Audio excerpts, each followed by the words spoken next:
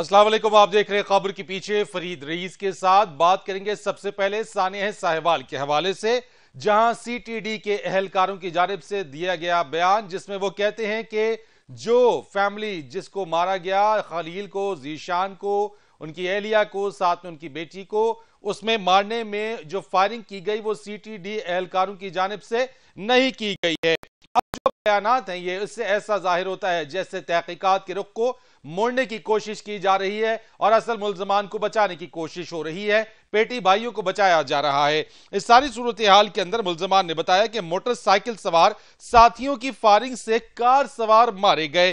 Firing का हमें किसी ने हुक्म नहीं दिया, सिर्फ जवाबी फायरिंग की थी। यह भी एक सवाल है कि जवाबी फायरिंग अगर की थी तो फायरिंग कहां से हुई? उसी गाड़ी में से फायर हुए थे जिसके जवाब में इन्होंने जवाबी फायरिंग की। इसके साथ साथ सानिया साहिवाल के जो मकतूल हैं उनके खलील के भाई ने जेआईटी की जो रिपोर्ट है वो लाहौर हाई कोर्ट में चैलेंज कर दी है और दरख्वास्त में वफाकी हुकूमत, वजीर आला पंजाब और आईजी पंजाब को फरीक बनाया गया है।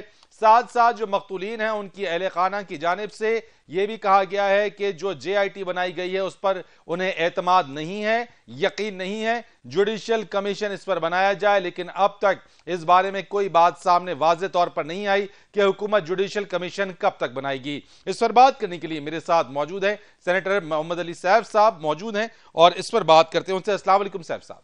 वालेकुम अस्सलाम।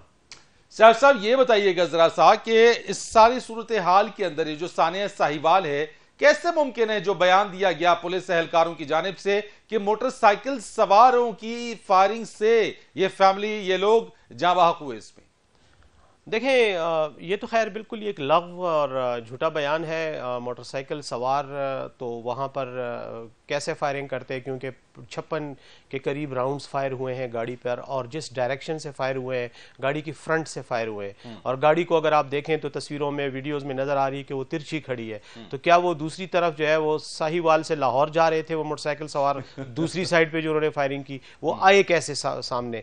और दूसरी बात यह है कि अगर 56 फायर हुए हैं तो 56 फायर जो है वो पिस्टल से नहीं किए जा सकते। उसके लिए आपको AK-47 क्लाशनकोफ या बड़ी कोई राइफल चाहिए जिसमें कम से कम 50-60 गोलियां हो, आपके पास मैगजीन और आपके पास टाइम भी हो कि आप 30 राउंड फायर करने के बाद क्लिप चेंज करें उसका, और फिर 30 का एक चार्जर डालें और फिर आप 12 मजीद फायर करें। तो ये तो सारा ऐसे ही एक टोपी ड्रामा है। और दूसरी बात यह है कि जो वहां से मतलब सीटीडी की एक और रिपोर्ट है, और जो ये मीडिया पे भी एयर हुई है, और जो वजीर इंसाफ जो है पंजाब के, उन्होंने जो अपनी एक प्रेस कॉन्फ्रेंस में बात की, उन्होंने कोई और कहानी की। असल में ये अब डालना ये चाह रहे हैं कि ये काउंटर फायर हुआ, इन पर फायर हुआ और इन्होंने अपने दिफा में, सेल्फ डिफेंस में ये किया ताकि इनको एक लीगल डिफेंस मिल सके। अच्छा बादशाह साहब, एक चीज और भी है, जो बातें आपने की और हमने भी देखी हैं बहुत सारी। अब तो चूंकि social media, multimedia, mobile phones, camera phones का जमाना है, वो बहुत सारे मनाजिर जो है वो अक्सबंद भी हुए और उन्हीं की बुनियाद के ऊपर यह बात वाज़े हुई कि जो सीटीडी बयान दे रही है वो कतन दुरुस्त और सच्चाई पर मबनी नहीं है। अब ये जो 3 पुलिस एहलकार थे, इन्होंने जो फायरिंग की है, इनमें से कोई भी बताया गया कि मोटरसाइकिल पर 3 पुलिस एहलकारों ने फायरिंग की और उन्हीं की फायरिंग से ये जाबाक हुए, उनका कहीं सबूत नजर नहीं आता, वो कहीं मौके पर मौजूद ही नजर नहीं आते, किसी भी मोबाइल ने उनको कैप्चर नहीं किया, किसी भी क्लिप में उनकी मौजूदगी नहीं है। देखिए, मैंने जैसे बताया ना कि पूरी की पूरी कहानी जो है वो एक झूठी कहानी है, इसलिए झूठ में हमेशा जो है तजादात पाए जाते हैं। जब आप झूठे बयानात रिकॉर्ड करते हैं तो उनके अंदर कॉन्ट्रडिक्शंस पैदा होते हैं। बात यह है कि एक तरफ ये जो मोटरसाइकिल की बात कर रहे हैं, इन्हीं की रिपोर्ट के मुताबिक और इन्हीं ही की फाइंडिंग्स के मुताबिक स्टेटमेंट्स में यह है कि वो मोटरसाइकिल वाले जो है वो किसी और जगह जो है बाद में मारे गए और वो दहशतगर्द दाइश के साथ ताल्लुक रखते थे। दूसरी बात यह है कि अगर सही मानों में देखा जाए हुआ क्या है, हुआ यह है कि इन्होंने एक बंदे को मारना था, जीशान को, जिसके बारे में इनके पास इत्तला थी कि वो दाइश का वर्कर है या कारिंदा है। उसको मारते हुए इनको पता या इतला थी या नहीं थी, लेकिन बाहर सूरत इनको जब अंदाजा हुआ कि इन्होंने साथ में एक फैमिली भी है और वो ट्रैवल कर रही है और वो अब एक आपके खिलाफ सबूत के तौर पर कल गवाह के तौर पे पेश होंगे, तो उनको भी एलिमिनेट कर दिया गया ताकि वो कोई एविडेंस ही ना रहे। सिर्फ 3 बच्चों को छोड़ दिया गया जिनकी उम्रें इतनी कम है कि इनका ख्याल था कि शायद ये हमारे लिए कोई मुस्तनद गवाह के तौर पर हमारे खिलाफ पेश नहीं हो सकेंगे। ये बेसिकली सारा ड्रामा हुआ है। अब उसको कवर कर रहे हैं अपने हायर अप्स की जो कमांड आया जिसके जरिए एलिमिनेशन का ऑर्डर दिया गया, उसको भी कवर कर रहे हैं, और उसको कवर करने का एक ही रास्ता है इनके पास कि ये कहें कि फायर मोटरसाइकिल से हुआ था या किसी और ने किया और हमने तो सेल्फ डिफेंस में फायर किया। तो ये सैफ साहब एक और चीज भी है जो ज़ीशान उनकी वालदा, हमने देखा जिस तरीके से रहमान मलिक साहब के पास भी हैं, उस कमेटी सेनेट की कमेटी के अंदर भी हैं, और जिस तरीके से वो पाँव में पड़ी इल्तिजा की, इल्तिमास की है कि कम से कम ये दहशतगर्द का लेबल तो हटाया जाए, तो अब तक तो ये भी साबित नहीं हो पा रहा है। जो JIT है उस पर अदम एतमाद का इजहार किया जा रहा है। आप नहीं समझते कि अगर जो मकतूलीन हैं उनके अहल खाना अगर JIT पर अदम एतमाद जाहिर कर रहे हैं तो हुकूमत को फौरी जुडिशल कमीशन तश्कील देना चाहिए ताकि इंसाफ के तकाजे तो पूरे हों? देखिए, मैं एक बात आपको वजाहत से कर दूं कि कल जो हमारी इंसानी हुकूक की स्टैंडिंग कमेटी का इजलास हुआ सेनेट का, उसमें तो CTD के जो एडिशनल चीफ सेक्रेटरी साहब थे, उन्होंने CTD की जो तहकीकात हैं उसके बारे में बड़ा कैटेगोरिकली क्लियर वाज़े बयान दिया कि ज़ीशान के बारे में हमारे पास सबूत और शवाहिद हैं कि वो एक दहशतगर्द तंजीम का कारिंदा था और सरगर्म कारिंदा था, और हमने उसको एलिमिनेट करने के लिए ये ऑपरेशन किया। मेरा सवाल ये था कि अगर आपके पास ये सबूत है कि वो वाकई कारिंदा था, तो ये जो एलिमिनेशन आपने की, उसको जो आपने कत्ल कर दिया सड़क के ऊपर बगैर गिरफ्तारी की, जिंदा गिरफ्तारी की कोशिश के, इसका इख्तियार आपके पास कानून की किस शेक के तहत है? ये नहीं था, क्योंकि ये एक डायरेक्टली एक्स्ट्रा जुडिशियल किलिंग, मावराए अदालत कत्ल था। उसूली तौर पर तो ये होना चाहिए था कि उसको गिरफ्तार करने की कोशिश करते, गिरफ्तार ना हो पाता और वो आगे से रेजिस्ट करता तो फिर मारने की बात और थी, लेकिन उसकी तो आपने देखा कि सीट बेल्ट के साथ बंधी हुई लाश पड़ी हुई थी, तो वो तो मेरे ख्याल में उसने कहीं हलचल ही नहीं की और उसको मार दिया गया। अब इस तरह का मारना जो है ये तो वैसे भी गैर कानूनी है। अगर वो दहशतगर्द था भी और हम CTD की बात मान भी लेते हैं, फिर भी उसको कत्ल करना गैर कानूनी था। तो ये क्यों स्टेप उठाया गया? ये आपकी बात बिल्कुल दुरुस्त है कि बहुत बड़ा टेररिस्ट है, बहुत बड़ा हाई प्रोफाइल टारगेट है, वो फैमिली के साथ जा रहा है, और अगर रेजिस्टेंस नहीं हो रही है तो वो स्टेप्स क्यों नहीं लिए गए कि पहले उसको न्यूट्रलाइज किया जाता, उसको घेरा जाता, उसको जो है कॉर्डन किया जाता और उसके बाद गिरफ्तार कर लिया जाता? देखें, इसके बारे में बताऊं, सिर्फ और सिर्फ ये जो वाकया हुआ ये वही था, खौफ और डर की वजह से कि शायद इनको ये शक था कि उसने खुदकुश जैकेट पहनी हुई है और अगर हम उसको जिंदा गिरफ्तार करने की कोशिश करेंगे तो वो खुदकुश जैकेट में का धमाका कर देगा और हम सब साथ उड़ जाएंगे। एक तो वो जो जिसको कहते हैं कि नी जर्क रिएक्शन या रिएक्टिव, खौफ की हालत में जो बंदा रिएक्ट करता है तो ऐसा ही रिएक्ट करता है। पहली बात तो ये है। दूसरी बात यह है कि जहां तक उसको गिरफ्तार करने का ताल्लुक था, मेरे ख्याल में ये कोई ऐसी जगह तो नहीं थी।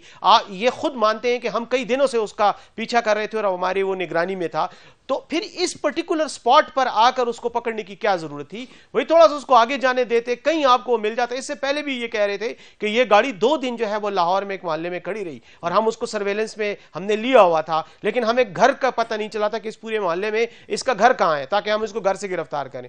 कहने का मकसद यह है कि इनकी बयानात में काफी तजाद है। जो कुछ इन्होंने किया, इन्होंने एक नी जर्क रिएक्शन, एक खौफ की हालत में रिएक्शन में किया, और ये बात CTD की तरफ से कल ACS साहब ने मानी। उन्होंने कहा हमने जो कुछ किया, हमें पता था ये दहशतगर्द है, हमने उसको मारा, लेकिन हमने जो कुछ किया हमसे गलती तो हुई है, लेकिन ये गलती का एतराफ कर लिया। हाँ जी, वो मान रहे थे कि हमने मारा है और हमसे ओवर डूइंग हो गई है, लेकिन वो ये कह रहे थे कि हमने अच्छी नीयत से किया। आखिर में उनके अल्फाज ये थे कि हमारी इंटेंशन ठीक थी। भाई अगर इंटेंशन ठीक भी थी तो काम तो आपने वो किया कि आपने 4 बेगुनाह लोगों को साथ में मार दिया, and without any remorse on your part. और अब जो है आप कह रहे हैं कि ये हमने गुड फेथ में किया। अब गुड फेथ की डिटर्मिनेशन तो एक अल्लाह ही कर सकता है, अदालत तो नहीं कर सकती इस किस्म की सिचुएशन। तो मुझे सैफ साहब ये बताइएगा कि जो मकबूलीन है उनके अहले खाना तो JIT पर अदम एतमाद कर रहे हैं, जुडिशल कमीशन क्यों नहीं बन रहा अब तक?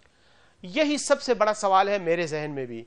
मैं ये नहीं मैं समझने से बिल्कुल कासिर हूं कि एक इतना बड़ा वाकया होता है जो मीडिया में पूरे पाकिस्तान में क्या पूरी दुनिया में आपकी बदनामी का बायस बन रहा है। वो खवातीन और वो जो बच्चे हैं वो रो रहे हैं, चिल्ला रहे हैं, सारा पाकिस्तान आप पर लान तान कर रहा है। आप क्यों नहीं जुडिशियल कमीशन बनाते?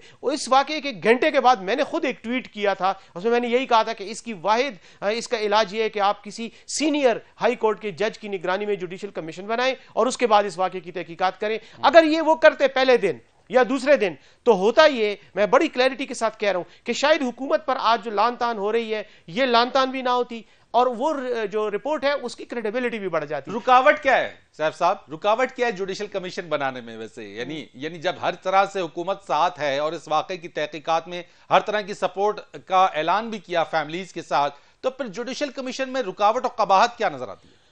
देखिए, ना कोई कानूनी रुकावट है ना कोई एडमिनिस्ट्रेटिव रुकावट है। अगर रुकावट है तो उसकी दो ही एंगल्स हो सकते हैं। एक ये है कि हुकूमत को समझ नहीं आ रही कि उस मामले को कैसे हैंडल करे, और उसके कुछ सबूत आपको हुकूमती वज़रा की जो पे दर पे प्रेस कॉन्फ्रेंसेज और वजातें थी उनसे आपको बयानात, जो अजीब किस्म के बयानात जिनसे अपना ही केस बिगाड़ दिया और अपने ऊपर ही ये इल्ज़ाम ले लिया, वो एक तो वो सबूत है कि इनकी नाअहली और नासमझी है। लेकिन दूसरी तरफ यह भी हो सकता है कि किसी बड़े आदमी को कवर करने के लिए पुलिस ही के जरिए इंक्वायरी कराकर इस मामले को खत्म करना है, क्योंकि अगर जुडिशियल कमीशन होगा तो फिर शफाफ इंक्वायरी होगी, और हो सकता है कि कुछ बड़े लोग जो हैं उनकी गर्दनों में फांसी का फंदा डलने का खदशा है, इसलिए शायद उनको बचाने के लिए वो ये नहीं बना रहे। अच्छा, अभी लेटेस्ट में देख रहा था वजीर आला पंजाब उस्मान बुज़दार वो कह रहे हैं मैं इस वाक़े पर हर दूसरे रोज इसकी ब्रीफिंग भी ले रहा हूं, और जो लवाहिकीन है उनको 2 करोड़ रुपए देने का उन्होंने ऐलान भी किया है कि उनको इमदाद दी जाएगी। क्या ये 2 करोड़ रुपए क्या इंसानी जान और जिस तरीके से मारा गया और जो बेगुनाह इसमें मारे गए उसका रिप्लेसमेंट है कोई?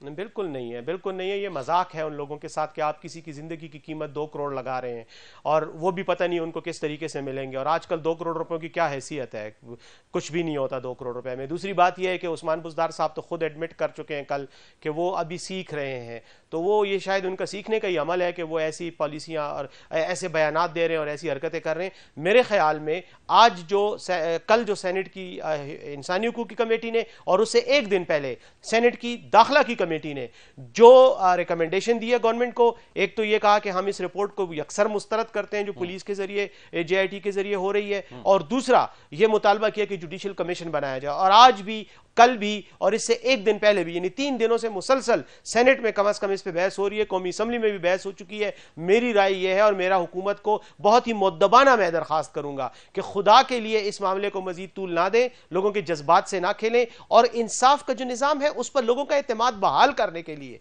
एक ट्रांसपेरेंट शफाफ जुडिशियल इंक्वायरी कराएं, ताकि ये जो आप पर इल्जामात आ रहे हैं ये भी खत्म हो और लोगों को तसल्ली और इत्मीनान भी हो। ठीक है सैफ साहब, अगर ये इस मामले को अगर जिसमें डिलेज है और आपने सेनेट ने इस बीच के ऊपर रिकमेंडेशन भी दी है, ये तो अगर JIT के ऊपर ही इक्तफा करते रहेंगे और अगर जो अहले खाना है मकतूलीन के वो भी इसको नहीं मान रहे हैं और JIT अपनी कार्रवाई कर रही है, तो ये वक्त का ज़िया नहीं होगा? क्योंकि justice delayed is justice denied. इंसाफ तो जितनी जल्दी होता हुआ नजर आए उतना ज्यादा बेहतर है। बिल्कुल है, वक्त का ज़िया भी है, वसाइल का भी ज़िया है। और दूसरी बात यह कि एक बात मैं आपको बताऊं कि ये कोई सिविल मैटर नहीं है, ये क्रिमिनल मैटर है, और क्रिमिनल इन्वेस्टिगेशन में और क्रिमिनल ट्रायल्स में वक्त बहुत बुनियादी अहमियत का हामिल होता है। जुर्म के बाद जितना मजीद वक्त आप तफ्तीश में और इस किस्म की एडमिनिस्ट्रेटिव कार्रवाइयों में ज़ाया करेंगे उतना ही आप केस कमज़ोर कर रहे हैं। और मैं आपको ये बात बहुत अफसोस के साथ कम अज़ कम अपनी तरफ से ये कह रहा हूँ, मेरा जो थोड़ा बहुत लीगल तजुर्बा है, मैं कानून का एक बड़ा अदना तालिब इल्म हूँ, लेकिन मैंने जो दोनों FIRs पढ़ी हैं और जो इन्वेस्टिगेशन मैंने सुनी है इनसे, मुझे तो नहीं लगता कि अगर यह केस इस हालत में इस JIT की रिपोर्ट की बुनियाद पर किसी भी अदालत में जाए तो जज चाहे भी तो इन लोगों को शायद भरपूर सजा नहीं दे सकता, क्योंकि डायरेक्ट एविडेंस जो है इन्होंने एक तो ज़ाया कर दिया है, और दूसरा जो रिपोर्ट बनेगी और उसकी बुनियाद पर जो 173 का चालान बनेगा, सेक्शन 173 के तहत जो चालान बनेगा, वो मैं नहीं समझता कि वो इस काबिल होगा कि उसकी बुनियाद पर जो है आप इन मुजरिमों को सजा, भरपूर सजा दे सकें। साहब, ये तो आप बहुत बड़ी बात कर रहे हैं कि अगर मौजूदा JIT के ऊपर जो चालान पेश होगा उस चालान के तहत जो मुल्ज़मान हैं उनको सजा नहीं हो सकेगी। तो अगर ये सब कुछ नहीं हो सकेगा, सबूत मिटा दिए गए हैं, फॉरेंसिक की वो चीजें अब तक नहीं सामने आ सकी हैं, तो फिर ये सारी एक्सरसाइज किस लिए? और फिर जो लवाहिकीन के अहले खाना है, जो अहले खाना है मकतूलीन के, उनकी आंखों में तो फिर धूल झोंकने के मुतरादिफ हो गई। ये सिर्फ मकतूलीन के लवाहिकीन ही की आंखों में नहीं बल्कि पूरी कौम की आंखों में धूल झोंकने की वाली हरकत है।